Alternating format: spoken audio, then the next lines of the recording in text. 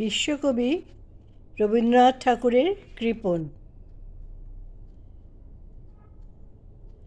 আমি ভিক্ষা করে ফিরতেছিলেম গ্রামের পথে পথে, তুমি তখন চলেছিলে তোমার স্বর্ণরথে।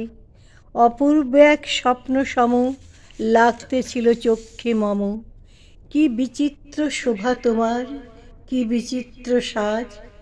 আমি মনে ভাবতেছিলেম এ কোন মহারাজ। আজি শুভক্ষণে রাত পোহালো, ভেবেছিলেম তবে আজ আমার দ্বারে দ্বারে ফিরতে নাহি হবে। বাহির হতে নাহি হতে কাহার দেখা পেলেম পথে, চলিতে রথ ধনধান্য ছড়াবে দুই ধারে। মুঠা মুঠা কুড়িয়ে নেব, নেব ভারে ভারে। দেখি সহসা রথ থেমে গেল আমার কাছে এসে, আমার মুখপানে চেয়ে নামলে তুমি হেসে। দেখে মুখের প্রসন্নতা জুড়িয়ে গেল সকল ব্যথা।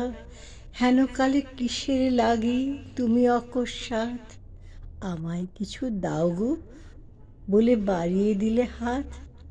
মরি, এ কি কথা রাজাধিরাজ, আমায় দাও গো কিছু। শুনে ক্ষণকালের তরে রইনু মাথা নিচু। তোমার কি বা অভাব আছে ভিখারি ভিক্ষুকের কাছে, এ কেবল কৌতুকের বশে আমায় প্রবঞ্চনা।